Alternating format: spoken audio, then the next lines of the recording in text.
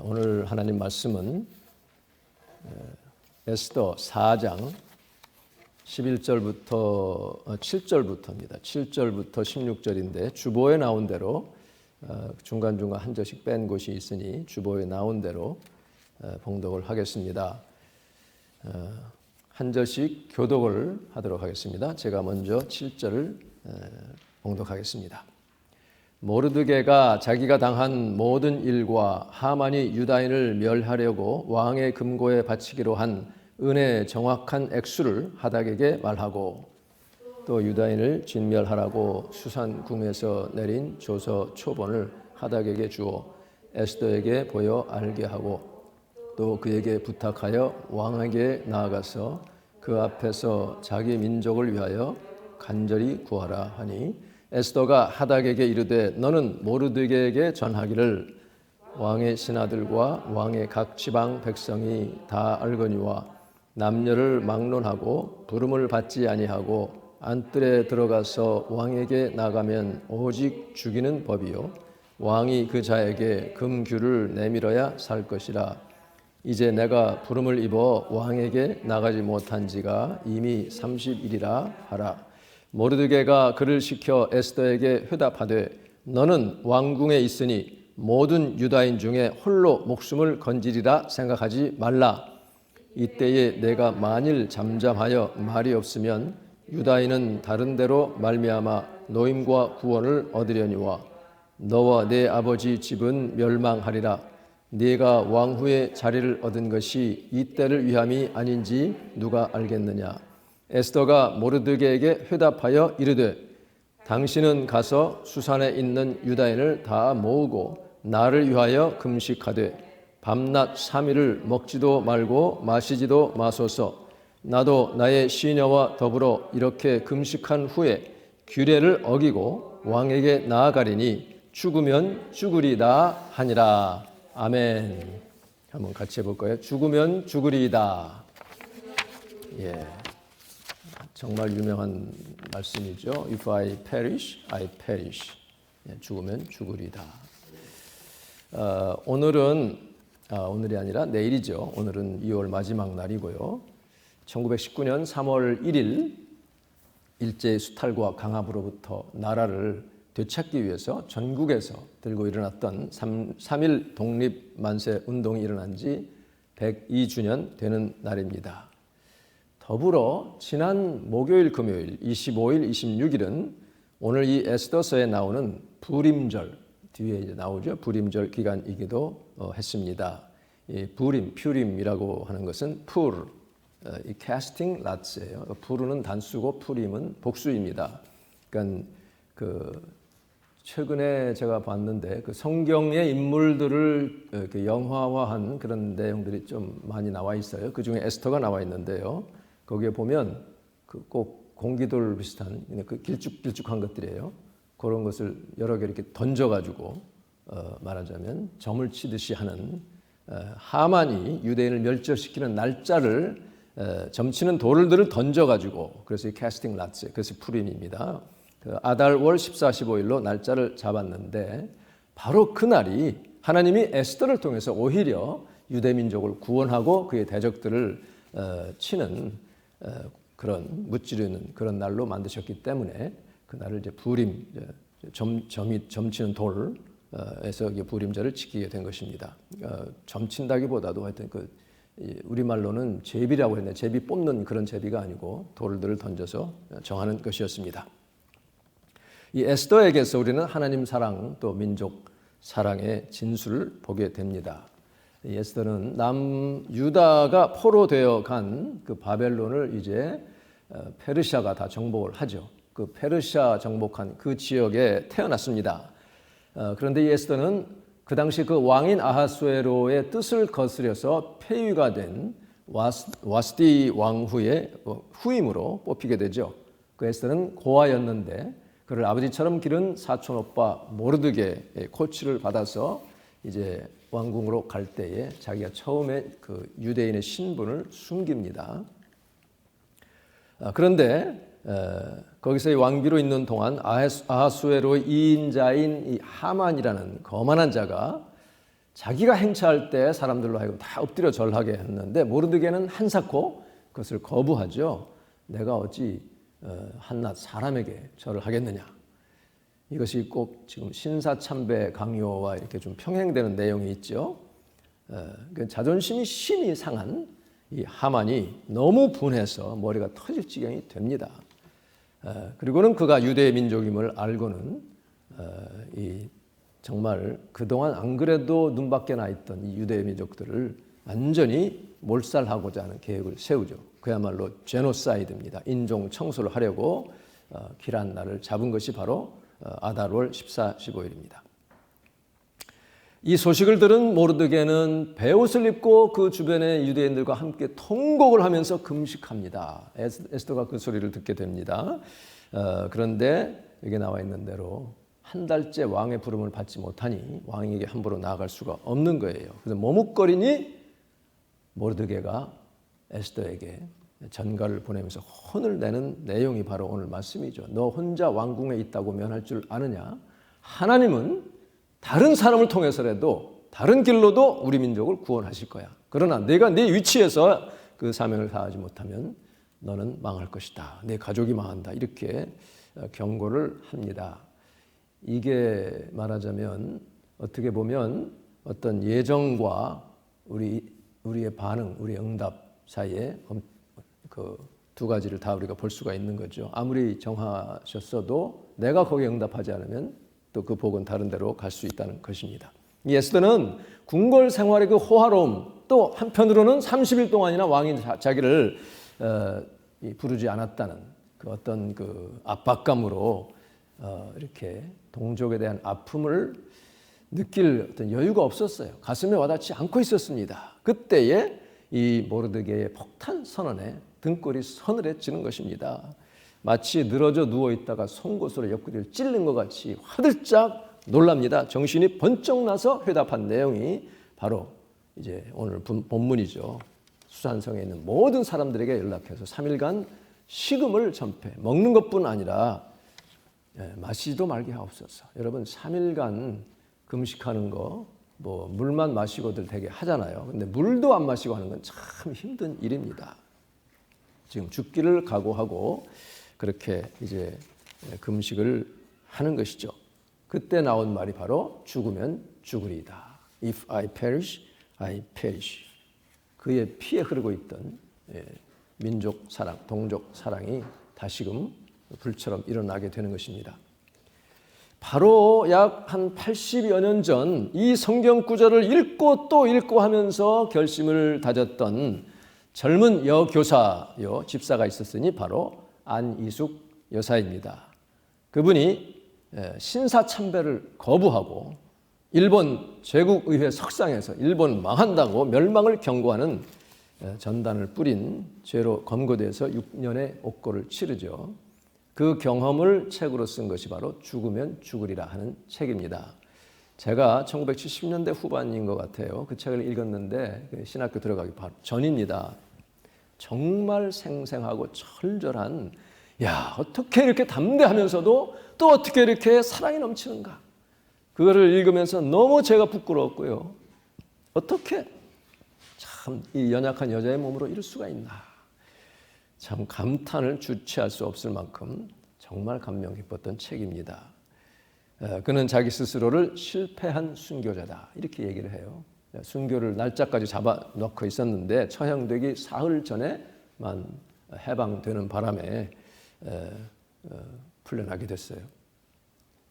이분이 1980년 복음화 대성회 여의도에서 엄청나게 큰 집회가 있었죠. 그때 이렇게 스피치한 육성이 유튜브에 올라 있습니다. 그분의 이 간증에 의하면 그 감옥에서 만난 정말 훌륭한 그런 우리 목사님들도 있고 평신들도 계신데 고문과 추위를 이기지 못하고 한 분씩 이제 세상을 떠나 천국에 간 이야기를 합니다. 그런데 참 특이할 것은요. 자기가 신명기 28장 1절을 그분은 나중에 이제 감옥에서 성경을 몇백 장을 다 외우고요. 찬송가도 뭐 150개를 다 외웠다고 하는데요. 여러분 주보를 보세요. 뒤에 광고란 밑에 나와 있습니다. 신명기 28장 1절 말씀을 읽을 때마다 자기는 가슴이 답답하고 너무 괴로웠다는 거예요. 우리 한번 같이 봉독을 하겠습니다. 내가 내 하나님 여호와의 말씀을 삼가 듣고 내가 오늘 네게 명령하는 그의 모든 명령을 지켜 행하면 내 하나님 여호와께서 너를 세계 모든 민족 위에 뛰어나게 하실 것이라. 참 귀한 말씀이에요. 그런데 그 말을 읽을 때마다 정말 다른 선진국들은 자원도 풍부하고 막강한 경제력과 탁월한 기술력 이런 것으로 세계를 지배하고 이렇게 다 잘 살고 있는데 왜 우리나라는 이렇게 이제 예수 믿는 사람들이 희생하고 하는데도 전혀 그런 기미가 보이지 않는가? 이제 나중에 풀려난 뒤에도 그런 이제 생각을 하는 거죠. 지금 일본의 식민 지배를 35년이나 받았고 또 전쟁의 참화, 정말 전국이 피폐해져서 초라하게 그지없는 그런 나라였기 때문에 도저히 믿어지지 않았고요. 하나님께 원망 섞인 호소를 했다고 합니다. 그런데 1980년에 한국 땅을 다시 밟았을 때는 이미 그 한국의 눈부신 경제 발전 이런 것으로 전 세계가 주목하고 있었죠. 한강의 기적을 얘기하고 있었습니다. 그러면서 이것은 단언코 하나님의 도우심이었고 한국의 기독교가 폭발적으로 성장하면서 전국 방방곡곡에서 조국을 위한 이 나라를 위한 기도회가 기도원마다 교회마다 철야하면서 새벽마다 그 기도 소리가 울려 퍼진 그 결과인 것을 얘기를 합니다. 당시 참 그때는요, 그 여의도 집회를 가려고 다리를 그냥 걸어 건너가는 거예요. 버스가 못 가니까 걸어가면서 또 걸어오고 그러면서 다 기쁘고 참 그런 기억이 나요. 젊은이, 장년, 노년 뭐 가릴 것 없이 전 국민의 복음화, 나라의 발전, 세계로 뻗어나가는 한국, 세계로 복음 전하는 우리 한국이 되게 해달라고 부르짖으며 금식하며 기도를 했습니다. 그래서 그 시대의 세계 나라들, 이 선진국들은 뭐 록 페스티벌이래 잔뜩 모이고 슈퍼볼이다, 뭐 NBA, MLB, 뭐 스포츠 행사 열광할 때에 한국 교회는 그렇게 모여서 집회하고 모이면 기도하고 흩어지면 전도하는 그런 시대였습니다. 그 결과 한국은 기도로 세계 민족 위에 뛰어난 이름, 오늘 신명기의 약속처럼 세계 민족 위에 뛰어난 이름을 가지게 된 것을 그분이 참 기뻐하며 간증하는 것을 들었습니다. 정말 이렇게 조국 위해서 복음화를 위해서 기도하는 것, 우리가 하나님의 사랑, 동족 사랑의 중요한 그런 면입니다. 하나님은 지금 한국 교회에 또 우리 그리스도인들에게 무엇을 요구하시는가, 무엇을 원하실까? 다시 한번 생각하지 않을 수 없습니다. 이 안희숙 여사의 요침은 첫째는 죽으면 죽으리라는 결단과 각오입니다. 그러면서 썩는 미랄이 되어야 된다. 내가 하나 죽어서 정말 거름이 돼서 우리 한국 민족이 잘 되고 하나님이 기뻐하시는 나라가 되는 그런 썩는 미랄이 될 것을 말하고 있죠. 그가 이제 1939년에 신사참배 교사로 있는데 혼자 반드시 서서 거부하니 교장실에 불려가서 엄청 막 이제 혼을 나는 중에 그 교장인지 교육감인지 하여튼 상부로부터 전화를 받고 쩔쩔 매는 사이에 이제 자기는 그냥 나오게 됐어요. 그랬는데 그러는 와중에 이제 박관준 장로라는 분을 또 만나게 되죠. 좀 이따 얘기하겠지만 이제 그분을 만나서 이제 평양으로 가게 됩니다. 거기서 또 그 의회에서 그 경고장을 던졌다가 잡혀서 평양으로 다시 이감돼가지고 이제 감옥 생활을 하는데요. 그런데 그분은 이렇게 뭐 투사처럼 투쟁만 하는 것이 아니에요.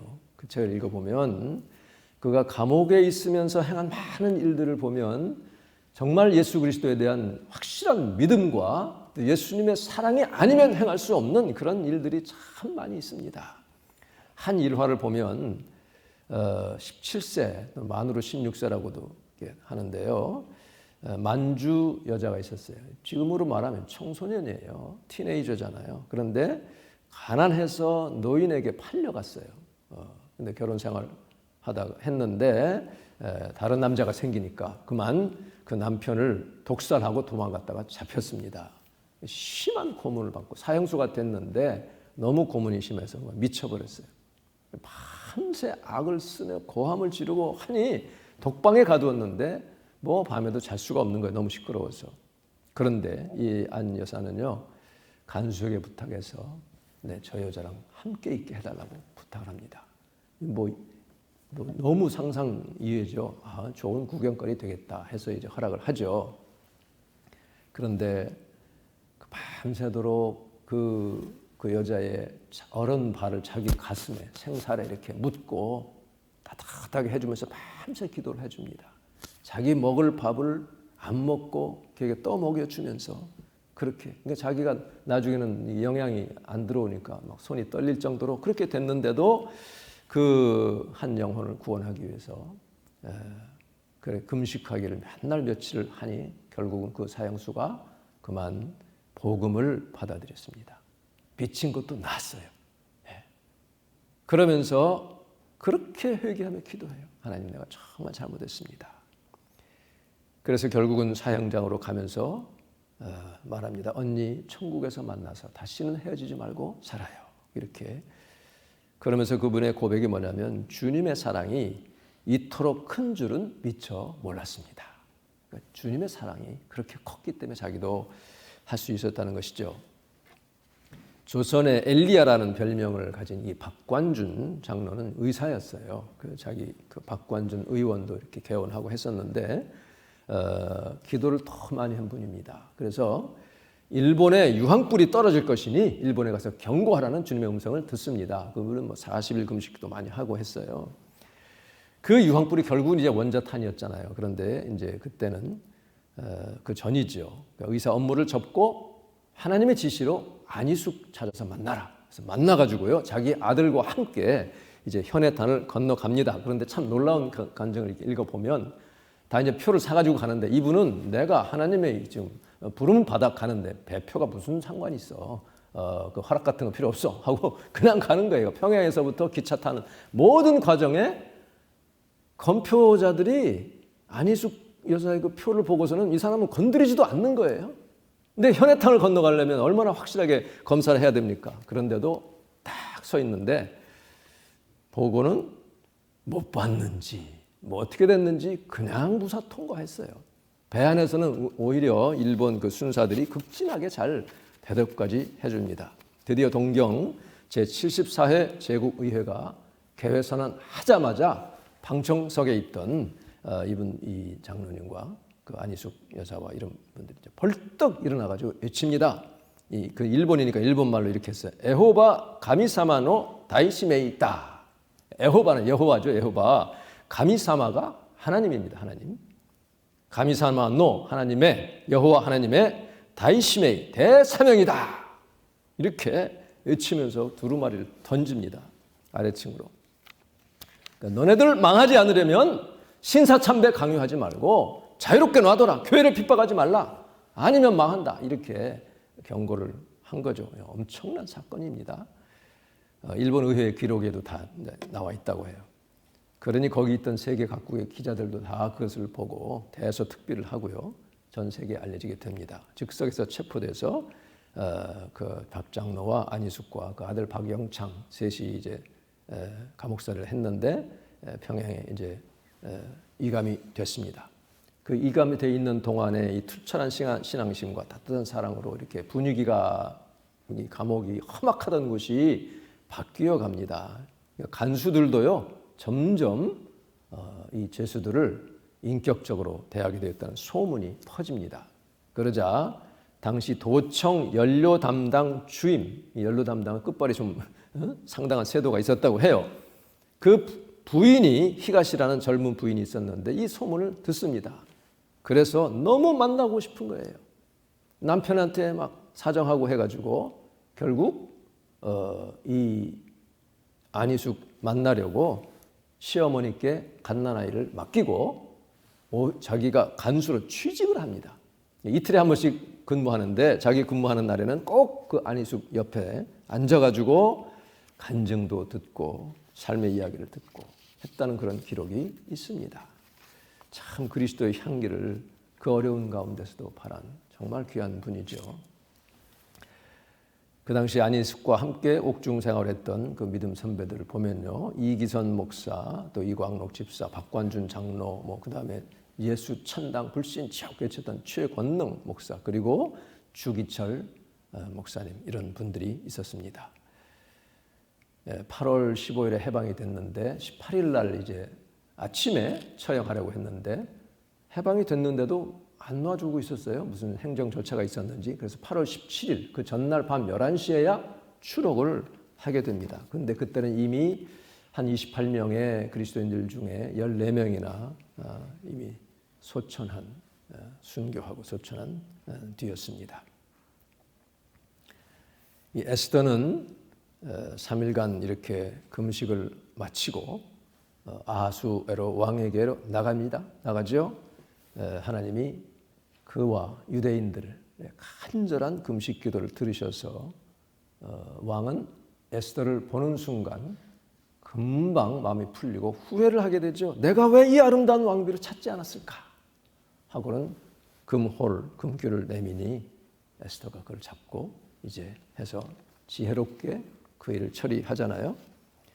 하나님은 절박한 상황에서 이렇게 정말 금식하며 기도하는 사람 외면하지 않습니다. 불가능한 일도 가능하게 해주십니다. 지금도 살아계신 그 주님의 놀라운 능력과 은혜를 꼭 체험할 수 있기를 바랍니다. 하나님의 에스더에게 담대한 마음뿐 아니라 내면적인 아름다움 주셨죠. 그리고 지혜를 주셔서 결국 하만의 괴계는 뒤집어졌고 모르드게를 죽이려고 자기 집에 매달아놨던 그 형틀에 자기와 또 자기 아들들이 다 매달리는 참사를 당하게 됩니다. 유대 민족 이제 그날 바로 지난 그 목금일이죠. 금년은 마음대로 죽여도 좋다는 왕의 칙령이 한번 발해졌으니 그것을 이제 회수할 수는 없어요. 그 당시 법으로 왕 자체도 내가 한번 발한 것을 회수를 못합니다. 그러니 또 하나의 칙령을 내려서 그날에 유대인들은 너희 죽이려는 대적들을 쳐라, 이렇게 또 그 칙령이 내려감으로 말미암아 오히려 대역전이 일어나는 그런 결과가 나오게 됩니다. 그것이 바로 하나님의 백성을 함부로 해치는 자에게 가해지는 엄중한 하나님의 심판이었죠. 하나님은 그를 전적으로 의지하는 자, 그의 도우심을 간구하는 자의 기도를 들으셔서 상황을 반전시키시는 하나님이십니다. 물론 우리 사명을 다하고 하나님이 우리에게 순교의 사명을 주셨으면 그렇게 해서 하나님이 영광의 자리로 받으시죠. 그러나 내 사명에 있는 한은 이렇게 하나님은 놀라운 반전도 일으키시는 분인 것을 믿으시기를 바랍니다. 엄청난 정말 이 에스더서를 볼 때마다 얼마나 흥분되는지 몰라요. 그러니까 이 세속에 많은 반전 드라마가 있잖아요. 반전이 있어야 재미가 있잖아요. 그 기원은 하나님에게 있는 거예요. 정의가 승리하잖아요. 그럴 때 사람들이 박수 치잖아요. 이런 모든 것이 바로 하나님의 의, 하나님의 반전, 그리고 하나님의 타이밍입니다. 결코 시기를 늦추지 않으시고 때를 맞춰서 완벽한 타이밍으로 구원을 이루시는 하나님인 것을 믿으시기를 바랍니다. 하나님은 우리 민족을 정말 사랑하셨어요. 지금도 사랑하십니다. 믿습니까? 우리 한민족 정말 사랑하셔요.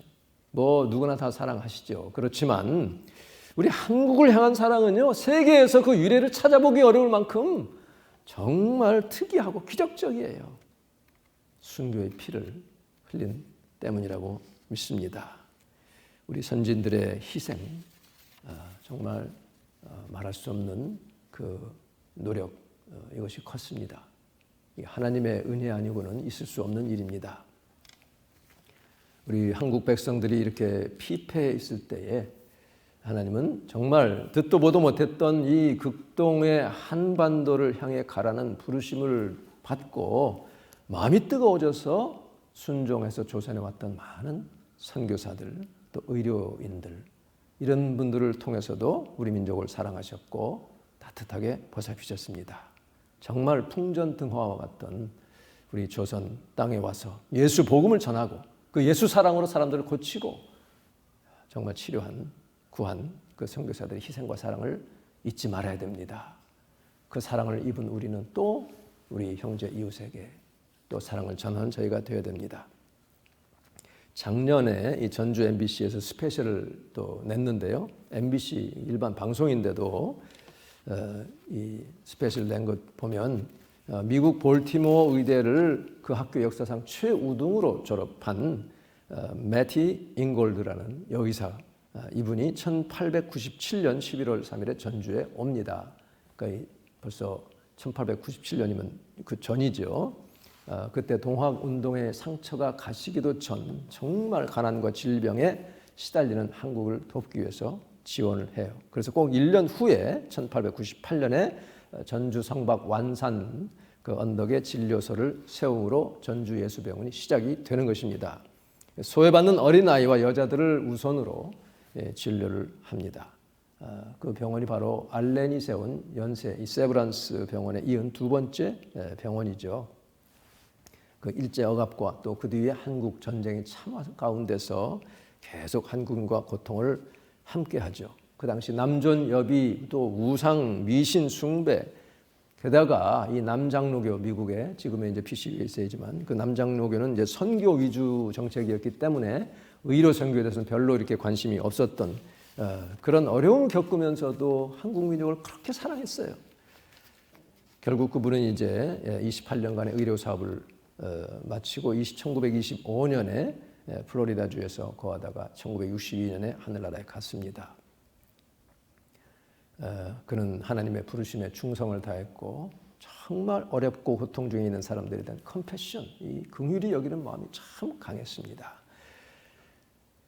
그 뒤에 1906년에 또 윌리 폴사이드라는 의사가 예수병원 2대 원장이 됐는데요. 그분도 예를 들면은 나 환자를 치료하는데 냄새가 많이 나니까 그래도 개의치 않고 자기 말에 태우고요. 목포에서 광주까지 데리고 갔다고 하지 않아요. 모시고 갔다고 얘기해요. 모시고 그 나 환자를. 그 예수병원 나중에 불난 뒤에 다시 세운 그 정초에 뭐라고 되어 있냐면 만세 반석 위에 세운 병원이다. 이렇게 되어 있습니다. 1940년에는 일본 당국이 신사참배를 요구하자 폐쇄를 했고 또 어떤 박사님은 부동산 다 내놔라. 남장로교 소속 부동산 내놔라 하는데도 끝까지 거부를 했고요. 이제 그랬다가 다시 또 분단 이후에 한국에 오게 됐습니다. 우리는 이런 분들의 사랑에 빚진 자들입니다. 우리가 이 3.1절을 맞이하면서 우리를 구원해 주신 하나님께 감사하고 이 사랑의 빚을 우리는 어찌하든지 또 남에게 갚는 저희가 되어야 될 줄로 믿습니다. 여기서 주목하고자 하는 것은 이제 전쟁 후에 또 병원장이 되신 분이 이제 설대위 한국말로 데이빗 실 박사가 하는 말이 나와요. 대담 중에 사람의 그분은 영혼육, 사람 육신이 있고 혼이 있고 영이 있는 존재이다. 이 전인 치료를 중요시한다라는 말을 해요. 근데 이게 일반 TV이기 때문에 밑에 자막에는 영혼이라는 말, 영이라는 말은 빼더라고요. 육신과 정신까지만 이렇게 어쨌든 언급을 했지만 이분이 이제 100주년째 1990몇 년인 것 같은데요. 인터뷰한 내용이 나오고 이분도 2004년에 소천을 합니다. 여러분 지금 일본이 저렇게 회개하지 않고 있지만 하나님은 우리 민족을 일으키셔서 결국은 무릎을 꿇게 만들 거예요. 그때까지 우리는 일본의 영혼들을 미워하지 말고 그들의 구원을 위해서 기도해야 됩니다.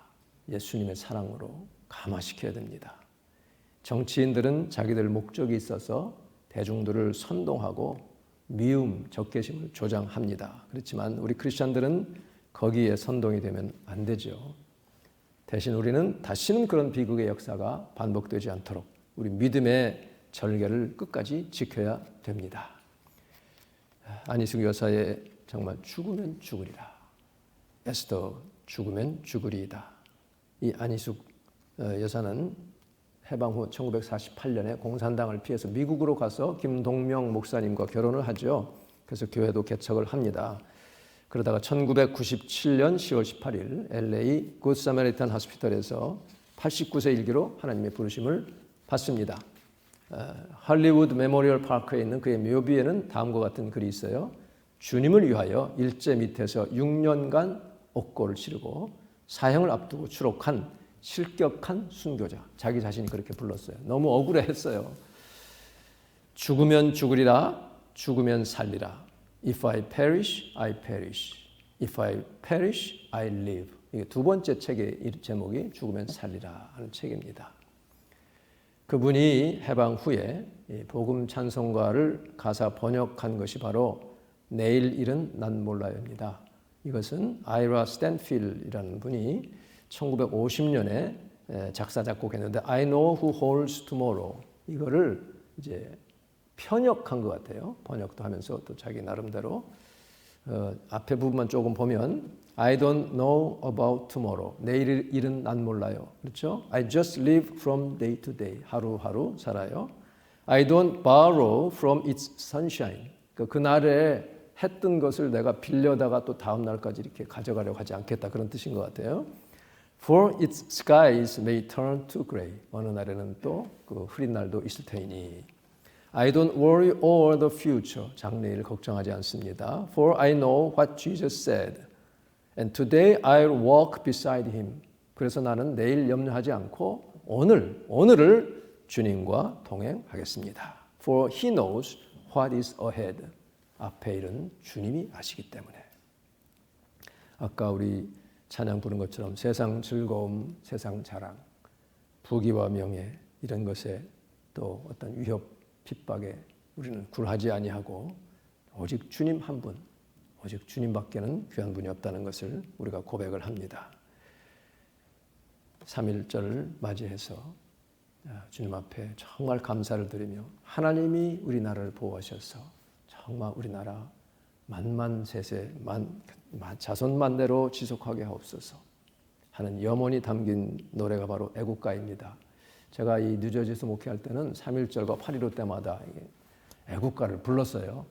한번 같이 1절을 부르도록 하겠습니다. 이게 무슨 내셔널리즘을 고취하고자 함이 아니에요. 우리 민족이 최고다 뭐 이게 아니라 하나님이 우리나라를 지켜주옵소서. 지금도 지키심을 감사하며 1절을 같이 부르도록 하겠습니다. 한번 같이 일어나서 부르도록 하겠습니다.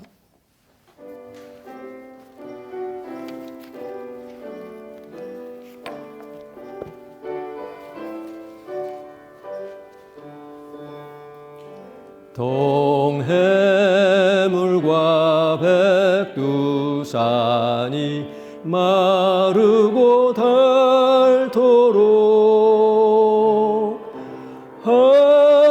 하느님이 보호하사 우리나라 만세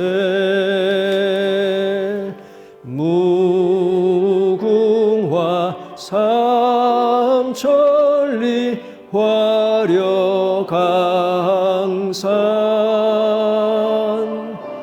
대한 사람 대한으로 길이 보전하세. 앉으시겠습니다. 기도하겠습니다.